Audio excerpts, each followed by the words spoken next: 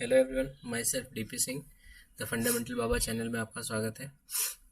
Video start करने से पहले आप लाइक एंड सब्सक्राइब ज़रूर कर लीजिएगा और साथ ही साथ बेल आइकन ज़रूर प्रेस कर दीजिएगा ताकि आपको वीडियो लेक्चर समझ में आ सके। अगर आपने लाइक सब्सक्राइब नहीं किया होगा तो आपको वीडियो लेक्चर समझ में नहीं आएगा।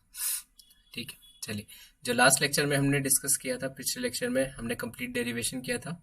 जिन्होंने पिछला लेक्चर नहीं देखा, सीधा ये लेक्चर देख रहे हैं, तो उनसे रिक्वेस्ट है कि आप पुराने लेक्चर ज़रूर देख लीजिए, उसके बाद इस टॉपिक पर आइएगा। तो प्रीवियस लेक्चर में हमने सेल्फ आयोनाइजेशन के बारे में बात किया था। उससे रिलेटेड एक क्वेश्चन है जिसको हम डिस्कस कर लेते हैं कि इस टाइप के क्वेश्चन, एक ही इसी टाइप का जनरली आपको क्वेश्चन मिलेगा, इसके अलावा कोई डिफरेंट टाइप का जनरली क्वेश्चन नहीं मिलता है। देखिए क्वेश्चन क्या है, self ionisation constant for pure formic acid के equal to HCl H2 positive HCl minus. Again देखिए, जैसे हमारा वहां था ionic product of water KW, इसकी वैल्यू किसके बराबर थी, concentration of H3O positive and OH minus के बराबर, या फिर इसको हमने ऐसे लिखा था H plus multiply by OH minus के बराबर। तो सेम देखो, ये भी ऐसा ही कुछ लिखा हुआ है, लिख के देख लेते हैं। ये formic acid liquid pure form में, दूसरा फॉर्मिक एसिड आपस में रिएक्ट करेगा तो क्या फॉर्म करेगा, HCl H2 के साथ पॉजिटिव और साथ में HCl माइनस। अब इसको हम इस टाइप से भी लिख सकते हैं कि HCWH liquid it gives H plus और साथ में HCl माइनस। तो देखिए सेम ऐसा ही कुछ लिखा हुआ है। अब आगे अगर इसका डिसोसिएशन कांस्टेंट हमने कुछ के डिटरमाइन किया है, हालांकि उसका आपको काम नहीं लगेगा, आपको सीधा क्वेश्चन में क्या दे रखा है, इसकी वैल्यू दे रखी है 10⁻⁶ किसकी, इनके आयनिक प्रोडक्ट की। तो अगर मैं इसका डिसोसिएशन कांस्टेंट KD कंसीडर कर लूँ तो KD is equal to concentration of H plus multiply by concentration of HCl minus divide by concentration of HCWH pure liquid. अब इसको क्रॉस मल्टीप्लाई करो, KD multiply by HCWH is equal to concentration of H plus and concentration of HCl minus. अब इसको concentration वाले पुराने method से हम मतलब alpha degree of dissociation assume करके इसकी इक्वेशन लिख सकते हैं कि यहाँ कंसंट्रेशन C लिया था, इसमें से 1 माइनस अल्फा डिसोशिएट हुआ तो ये कितना बना C अल्फा, और ये भी कितना बना है C अल्फा। ठीक है, अब ये जो वैल्यू है ये हमें किसके बराबर दे रखी है, इस K के बराबर है, यानी इसकी टोटल वैल्यू कितनी दे रखी है हमको, 10⁻⁶, that is equal to concentration of H plus multiply by concentration of HCl minus. अब दोनों की कंसंट्रेशन किसके बराबर है, C अल्फा और C अल्फा के बराबर, वैल्यू पुट कर दो, 10⁻⁶ C alpha multiply by C alpha, यानी C अल्फा का whole square that is equal to 10⁻⁶, that means C alpha equal to 10⁻⁻3। Equation number 1 इसमें नाम डाल दो। देखो इसमें हमें C पता करना है, तो वाटर वाले केस में हमने कंसंट्रेशन कैसे निकाला था, हमने 1 लीटर सोल्यूशन एज्यूम कर लिया था, उसके बाद उसके नंबर ऑफ मोल्स निकाले थे और then moles upon volume that is equal to molarity. यहाँ भी हम यही एज्यूम करेंगे, 1 लीटर हमने सोल्यूशन ले लिया। अब यहाँ पे डेंसिटी आपको कितने गिवन है, 1.22 ग्राम पर ml, that is equal to number of moles of weight divided by volume. Volume किस में दे रखा है, लीटर में, इसको ml में कन्वर्ट करोगे तो कितना आ जाएगा, 1000 ml, दैट मीन्स वेट की वैल्यू कितनी आएगी, 1220 ग्राम। ये फॉर्मिक एसिड का टोटल वेट हो गया। इसके नंबर ऑफ मोल्स निकालो, तो 1220 डिवाइडेड बाई फॉर्मिक एसिड का मॉलिकुलर वेट 1 + 12 13 + 32 13 + 32 45 + 1 दैट इज 46। अब इसको थोड़ा सॉल्व कर लो, 23 610 डिवाइडेड बाई 23, जिसके नंबर ऑफ मोल्स आ गए, दैट मीन्स कंसंट्रेशन कितनी आएगी, 610 डिवाइड बाई 23, ये इसके आपके नंबर ऑफ मोल्स हो गए, सॉरी मोलरिटी हो गई। ठीक है, क्योंकि सॉल्यूशन का वॉल्यूम हमने कितना ले रखा है, 1 लीटर, तो 610 डिवाइड बाई 23, ये क्या हो गया, हमारा कंसंट्रेशन की वैल्यू होगी। इसको उठा के इसमें पुट कर दो, यानी 610 upon 23 multiply by alpha that is equal to 10⁻⁻3, alpha equal to 23 upon 610 multiply by 10⁻⁻3।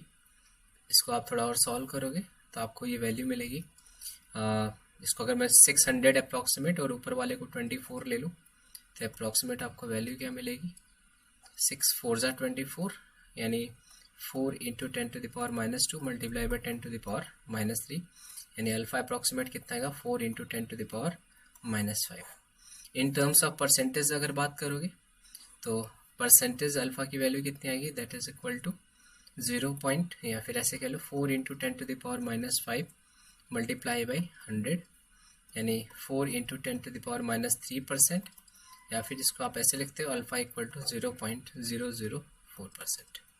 ये आपका फाइनल आंसर होगा। ओके, अब इसके बाद हम पीएच कैलकुलेशन वाले पार्ट पे चलते हैं। तो फर्स्ट हमारा पार्ट है कैलकुलेशन ऑफ पीएच। इसमें फर्स्ट पार्ट हमारा है calculation of pH for strong monoprotic acid. ठीक है, तो पीएच का फॉर्मूला हम पहले पढ़ चुके हैं, that is minus of log base 10 concentration of H plus pH का फॉर्मूला होगा। इसमें कुछ एग्जांपल्स ले लेते हैं जिसको हम डिस्कस करेंगे। तो पहला आपको दे रखा है 0.1 मोलर HCl, बी पार्ट है आपका 0.001 मोलर HCl, सी पार्ट है आपका 10⁻⁻7 मोलर HCl, डी पार्ट है आपका 10⁻⁻8 मोलर H प्लस।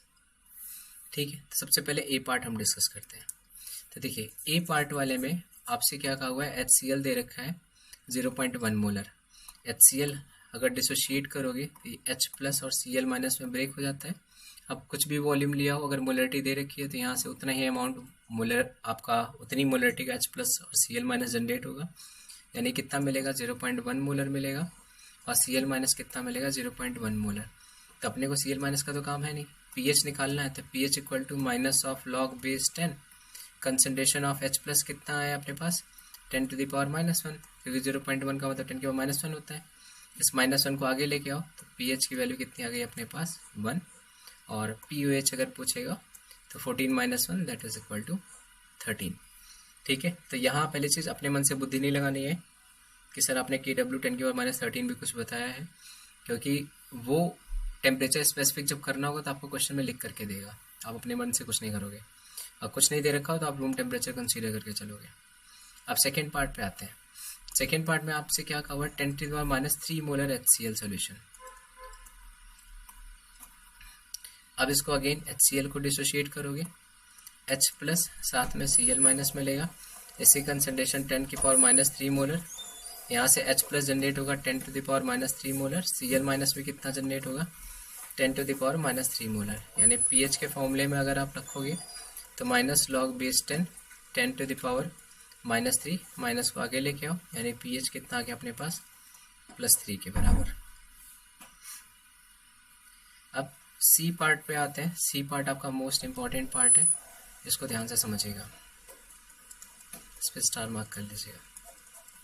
देखिए HCl कितना दे रखा है 10⁻⁻7, आपने इसको डिसोशिएट किया H प्लस साथ में Cl माइनस में, तो पुराने मेथड से अगर लगाओगे 10⁻⁻7 और 10⁻⁻7 तो पीएच वाला फॉर्मूला लगाया माइनस ऑफ लॉग बेस 10 यानी 10⁻⁻7, आपने पीएच कितना निकाल दिया +7। अब +7 पीएच किसका होता है न्यूट्रल सोल्यूशन का, हमने मिलाया क्या है HCl, इसका मतलब न्यूट्रल सोल्यूशन तो नहीं होगा, ऑल्दो एसिडिक स्ट्रेंथ कम है क्योंकि HCl की कंसंट्रेशन काफ़ी कम है, तो आपको H प्लस का अमाउंट तो कम मिलेगा, लेकिन न्यूट्रल पीएच तो कतई नहीं हो सकता। इसका मतलब आपका ये कैलकुलेशन वाला पार्ट गलत है, तो इसलिए ये इंपॉर्टेंट है। इसमें आपको बेसिकली कंसीडर करना होता है वाटर का डिसोसिएशन।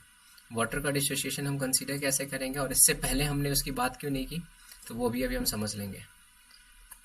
देखिए जब भी आपको एक चीज़ आपको ध्यान रखना है, जब भी आपको concentration of H plus 10⁻⁻5 molar से कम गिवन हो, उस केस में आपको वाटर डिसोसिएशन कंसीडर करना है। इसको दो मेथड से सॉल्व करेंगे, water dissociation must be considered. ठीक है, 10⁻⁵ मोलर से ज़्यादा रहेगा तो उस केस में कंसीडर करने की ज़रूरत नहीं है। अब इसको समझ लेते हैं क्या करना था और क्या नहीं। तो यानी इसका जब pH निकालना है तो इसका एक पहले मेथड एग्जैक्टली समझा देता हूँ क्या है। जैसे HCl है, इसको डिसोशिएट किया H+Cl-, ये 10⁻⁷ मोलर था, कोई बात नहीं, हम यहाँ से 10⁻⁷ मोलर H+ और 10⁻⁷ मोलर Cl- ले लेंगे।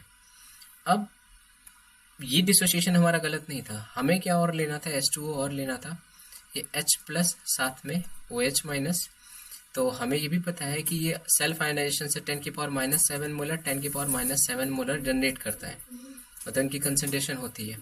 बट H2O हमारा वीक इलेक्ट्रोलाइट है, तो एग्जैक्टली 10⁻⁷ मोलर जनरेट नहीं करता है, ये इससे थोड़ा कम करता है। रीज़न है कॉमन आयन इफेक्ट, तो वो अगर पढ़ा हुआ है ठीक है, अदरवाइज चल जाएगा ये भी। तो इसको मैं सेकेंड मेथड में लूँगा। तो पहला मेथड एग्जैक्टली मैं जिसके बारे में उसके बारे में बात कर लेता हूँ। यहाँ कंसंट्रेशन ऑफ H+ 10⁻⁷ मोलर से कम होगा, ये ध्यान रखना है आपको। अभी हमने कॉमन आयन इफेक्ट नहीं पढ़ा है, तो अगर जिसने पढ़ रखा है वो आप यूज़ कर सकता है। 10⁻⁷ मोलर यहाँ पे कंसंट्रेशन ऑफ H+ है, इसके कॉमन आयन की वजह से यहाँ जो कंसंट्रेशन है 10⁻⁷ नहीं आएगी, ये थोड़ी कम आती है, तो यहाँ XX मान लेते हैं। अब टोटल सॉल्यूशन में H+ कितना हो गया था, HCl की वजह से H+ और H2O की वजह से H+, यानी टोटल H+ कितना होगा, X+ 10⁻⁷ और यहाँ X+ 10⁻⁷। उसके बाद वाटर डिसोसिएशन कांस्टेंट यूज़ करके आप इसको सॉल्व कर सकते हो, ठीक है। बट हम इस मेथड को अप्लाई नहीं करेंगे, हम सीधा सा तरीका यूज़ करेंगे कि जो भी आपको HCl की कंसंट्रेशन दे रखी हो, तो H+ साथ में Cl- कितना बना, 10⁻⁷, 10⁻⁷, और H2O को क्या करो आप, H+ साथ में OH- में डिसोशिएट करो, ये भी 10⁻⁷, ये भी 10⁻⁷। टोटल अब सॉल्यूशन में H+ कितना हो गया, तो वाटर की वजह से जो इसको मिला होगा और HCl की वजह से जो इसको मिला होगा, यानी टोटल कंसंट्रेशन H+ के सॉल्यूशन में कितना हो गया, 2 × 10⁻⁻। देखो ये सब कुछ एक ही सॉल्यूशन में है, तो H+ पे तो कोई ठप्पा तो लगा नहीं है कि HCl का है या H2O का है, हमें तो टोटल H+ से मतलब है ना। जितना H+ इसने जनरेट किया, जितना H+ इसने जनरेट किया, सबको जोड़ लो, टोटल H+ कितना आ गया, 2 × 10⁻⁷।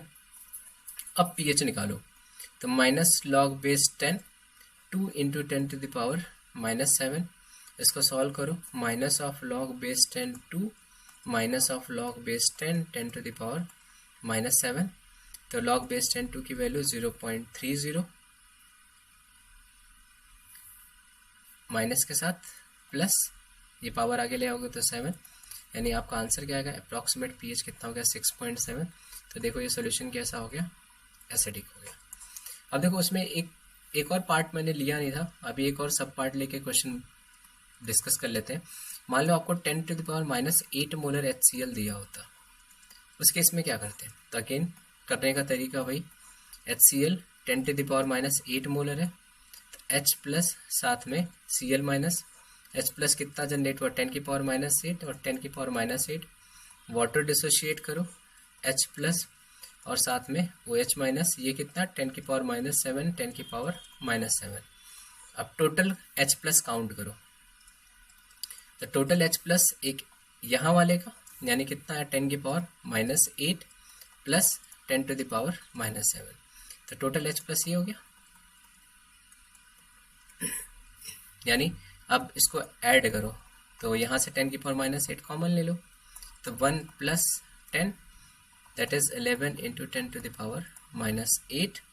अब pH कैलकुलेट करो, तो -log⁻10 11 × 10⁻⁸ that is equal to -log⁻10 11 -log⁻10 10⁻⁸, -8 को आगे लेके जाओ, -log⁻10 11 + 8, तो ये log 11 की वैल्यू निकालोगे तो 1 पॉइंट समथिंग आएगी, तो मान लेते हैं कि 1.09 आ रही थी, तो +8 अगर आप करोगे तो वैल्यू आपके पास आंसर क्या आ जाएगा, 6.91। अगेन देखो सोल्यूशन कैसा आ गया है, एसिडिक आ गया है, ठीक है। तो हमारे पास सोल्यूशन कैसा मिला हमको, एसिडिक मिला है। अब अगले पार्ट पे चलते हैं। नेक्स्ट हमारा पार्ट में जो हमने क्वेश्चन लिया था वो क्या था इस pH 10⁻⁸ मोलर H+ था, ठीक है। तो दोनों में फ़र्क है, ये ध्यान रखना आप। 10⁻⁸ मोलर HCl तो हमने यहाँ सॉल्यूट लिया है, लेकिन डी पार्ट में आपको सीधा क्या दिया है, 10⁻⁸ मोलर H+ दिया है, यानी H+ की कंसंट्रेशन दे रखी है। इसमें आपको अलग से अपना दिमाग नहीं लगाना है। pH का सिंपल फार्मूला होता है -log⁻10 कंसंट्रेशन ऑफ H+, यानी -log⁻10 और 10⁻⁸ इसको उठा के आगे रख करो तो आंसर क्या आ जाएगा 8, यानी सोल्यूशन कैसा आएगा अपने पास, बेसिक। तो दोनों में फ़र्क समझ के रखना। अगर आपको मॉलिक्यूल कोई दे रखा है और उसको डिसोशिएट करना है तो उस केस में वाटर कंसीडर करना। अगर सीधा आयन की कंसंट्रेशन दे रखी है तब आपको उसमें कोई तिकड़मबाजी नहीं लगानी है, सीधा सॉल्व करके आंसर बताना pH वाला फॉर्मूला लगा के। आई थिंक आपको समझ में आ गया होगा। अब आते हैं calculation of pH for monobasic acid,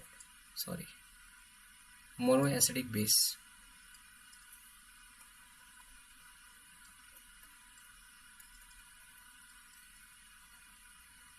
ठीक है, और हम कैसा बेस लेंगे, स्ट्रॉन्ग बेस लेंगे। अब इसमें कुछ अगेन सब पार्ट है। 0.1 molar NaOH, b part 10⁻⁻2 molar NaOH, c part 10⁻⁸ molar NaOH, और डी पार्ट 10⁻⁹ मोलर OH-। थे पहले आप पॉज करके खुद से इसको सॉल्व करना, उसके बाद फिर डिस्कशन में पार्टिसिपेट कीजिएगा। चलिए ए पार्ट को सॉल्व करते हैं। NaOH यानी concentration of OH- that is equal to 0.1 molar. सीधा मैंने कैसे लिख दिया, ऐसे NaOH है, इसको डिसोशिएट करोगे Na+ साथ में OH- में ब्रेक होगा, तो यहाँ कितना 0.1, तो Na+ कितना बनेगा 0.1, OH- कितना बनेगा 0.1। तो यहाँ से आप कंसंट्रेशन ऑफ OH- आपको पता है, तो POH निकालोगे तो POH कितना आएगा -log⁻10 10⁻⁻1, यानी POH कितना गया +1। आपसे पूछा गया pH कितना का 14 - 1, that is equal to 13 is the answer. अब बी पार्ट पे आते हैं। सेम ऐसे बी पार्ट अटेंड करोगे तो concentration of OH- equal to 10⁻⁻2 molar, यानी POH आएगा 2 और pH आ जाएगा आपके पास 14 - 2, that is equal to 12। C part, इस सी पार्ट को अगर सॉल्व करोगे तो देखो 10⁻⁸ मोलर NaOH दे रखा है, यानी मॉलिक्यूल दे रखा है, यानी यहाँ आपको वाटर डिसोसिएशन कंसीडर करना पड़ेगा। ठीक, तो अगेन जैसे वो H+ वाला था तो यहाँ भी आप मेंशन कर लेना कि concentration of OH- is less than 10⁻⁵, we must have consider dissociation of water. अब इसको सॉल्व करोगे तो Na के साथ NaOH को डिसोशिएट करोगे तो Na+ साथ में OH-, ये कितना 10⁻⁸, ये भी 10⁻⁸। वाटर को डिसोशिएट करोगे H+ साथ में OH- 10⁻⁷ एंड 10⁻⁷, तो टोटल OH- दोनों को जोड़ लो, that means concentration of OH- equal to 10⁻⁸ plus 10⁻⁷, यानी 10⁻⁸ कॉमन, दैट इज 11 मल्टीप्लाई में आ जाएगा। तो POH कितना आएगा, तो अप्रॉक्सीमेट आपके पास आएगा 6.9, यानी pH कितना आ जाएगा 7.1। तो देखो बेसिक सॉल्यूशन आ गया अपने पास। और अगर आप सीधा 8 आंसर कर देते तो POH 8 आता और pH कितना हो जाता, फिर उस केस में 6 हो जाता है, यानी एसिडिक सॉल्यूशन हो जाता, जो कि पॉसिबल नहीं, तो इसको हमने हटा दिया। पेपर में आप तुक्का भिड़ा सकते हो एक कि जब भी आपको 10⁻⁸ मोलर NaOH दे रखा हो तो हमें पता है सॉल्यूशन तो बेसिक करना है, तो आप ऑप्शन में खोजो कि कहाँ पर 7 से थोड़ा सा ज़्यादा दे रखा हो, बस वो आंसर टिक करके आगे बढ़ सकते हो, तो शॉर्टकट मार सकते हो, ऐसी बात नहीं है। और सेम ऐसे अगर 10⁻⁸ मोलर HCl दे रखा है तो ऑप्शन में खोजो कहाँ 7 से स्लाइटली कम pH दे रखा है, जहाँ पे स्लाइटली कम pH दे रखा हो वहाँ पे टिक करो, आगे बढ़ जाओ। लेकिन अगर आसपास का आंसर दे रखा हो तब सॉल्व करना पड़ेगा आपको। अब लास्ट पार्ट और देख लेते हैं। 10⁻⁸ मोलर क्या था अपने पास, OH-, 10⁻⁹ मोलर। तो यहाँ देखो सीधा आयन की कंसंट्रेशन दे रखी है, तो इसमें कोई हेर फेर नहीं करना। यहाँ POH सीधा 9, यानी pH कैसा आएगा 5, दैट मीन्स ये सोल्यूशन हमारा कैसा होगा, एसिडिक सोल्यूशन होगा। ओके, तो ये स्ट्रॉन्ग एसिड स्ट्रॉन्ग बेस का एसिडिक बेसिक सॉल्यूशंस के पीएच निकालने का मेथड था। आप इसको ट्राई कीजिएगा, एक बार दोबारा रीड कीजिएगा, ठीक है। और बाकी हम नेक्स्ट लेक्चर में फिर डिस्कस करेंगे।